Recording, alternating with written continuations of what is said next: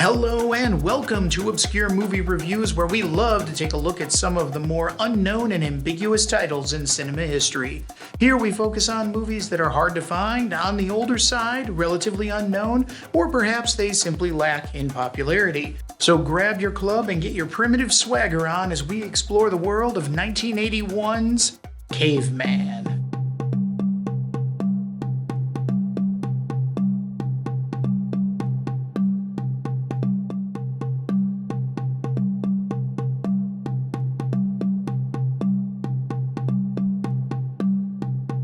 When intelligent but feeble caveman Atuk is kicked out of his tribe for trying to get frisky with the chief's mate, he and his best friend Lars set out on a journey that has them building up their own tribe of misfits. They'll have to dodge dinosaurs, take on yetis, and survive a nearby ice age to prove that family and intelligence can always beat out brute force.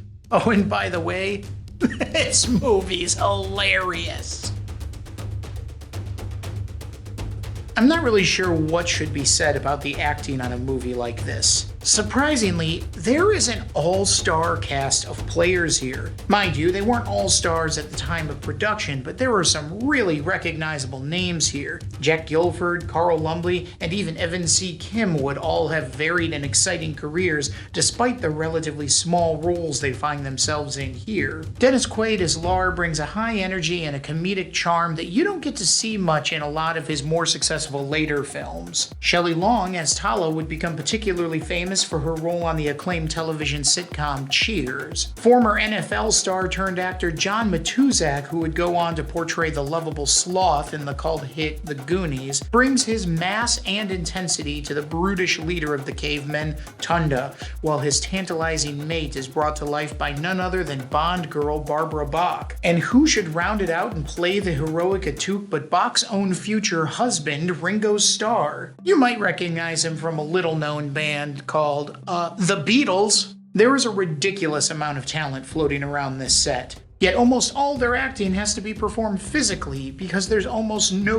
real dialogue in the film. That's right, the entire script is comprised of a made-up caveman language.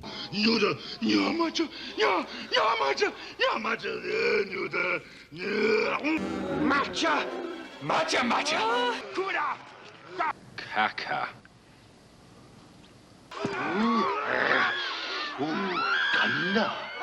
The fact that you can still follow it, and by the end of the movie you will have completely mastered the language yourself, is a testament to the actor's ability to portray the message. Even Ringo, not well known for his acting chops, does a really serviceable job here, giving this movie, I can't believe I'm saying this, an 8 out of 10 for having some really good acting.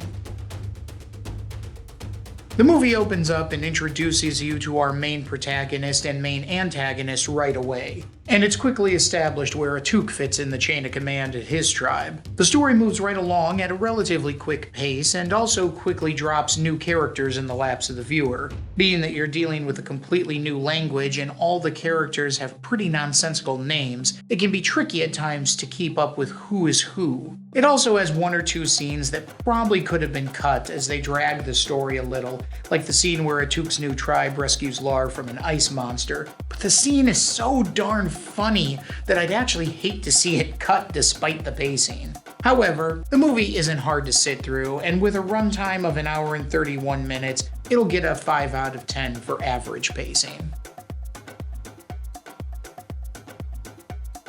So let's tell it how it is. This movie is never going to go down in history as a masterpiece. Most of the time, the set is a simple barren landscape. There are a few scenes shot at night, and it's clear that the filmmakers were trying to avoid this, and lighting issues may have been the reason why. There are no truly well-crafted shots, but to be fair, there are no poorly crafted ones that are jarring either. The area where it really shines is the stop-motion dinosaurs. The animation is really smooth and well done, even if the stop-motion effects were a little dated even at that time. It's possible that this direction was on purpose, as it does add to the comedy factor of the movie, because the compositing was still very well done, so it does come off as funny and cheesy, but not cheap.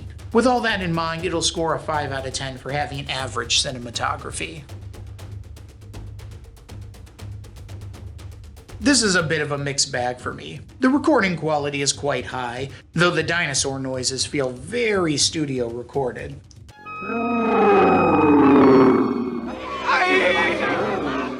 The sound is quite clear, and many of the audio choices really add to the comedy.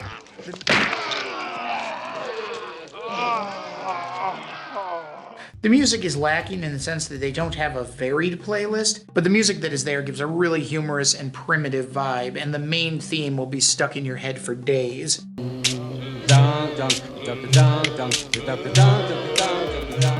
It is a shame that you had a world-renowned drummer as your star and you never had him play the drums in the big Caveman musical number about halfway through the film, but maybe that would have been a little on the nose. Overall, they do a good job with the soundtrack, with a few minor issues here and there, which will award it a 6 out of 10 for being above average.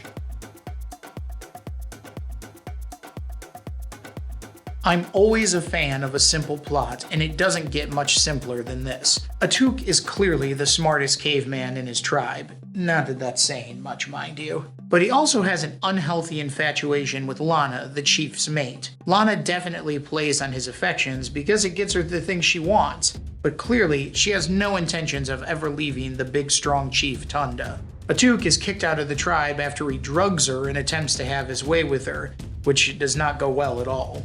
While the scene is played for laughs, it definitely wouldn't fly today. Atuk is supposed to be the protagonist, so adding attempted rape to his resume is probably not going to win him many fans. I mean, he's a caveman, so I guess I'm not awarding points for morality.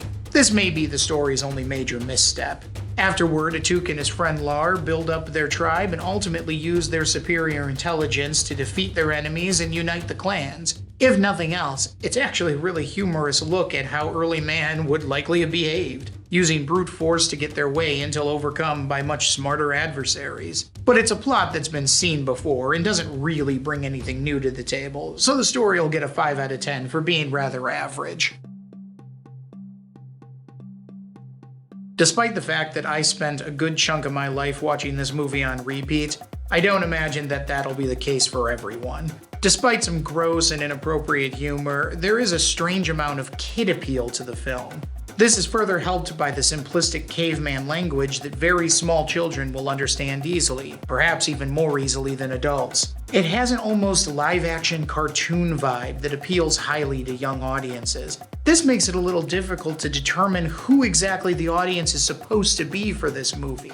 If you're a fan of mildly crude humor and cheesy comedy, this'll be a high rewatch for you.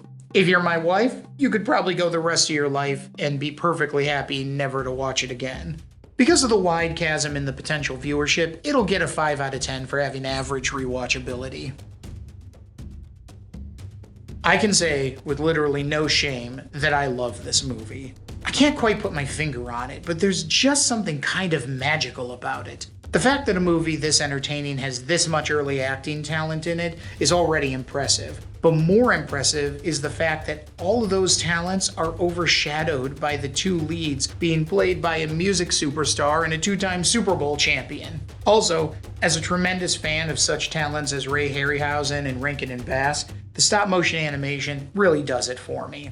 The entertainment factor is turned up to 11 on this one, and I never get tired of it. Whenever people ask me about obscure movies that I think they should check out, this is high on the list. That means, for my money, it's an 8 out of 10 as a really good watch. While you might not allude to this movie, it is definitely not Puka. It'll come around to an overall score of 6 out of 10 for being an above-average flick. Thanks everyone for checking out this obscure movie review. Remember to like, subscribe, share with your friends. Comment down below if there's any other obscure movies you'd like us to take a look at. And make sure to check out all of our other material on the channel as well.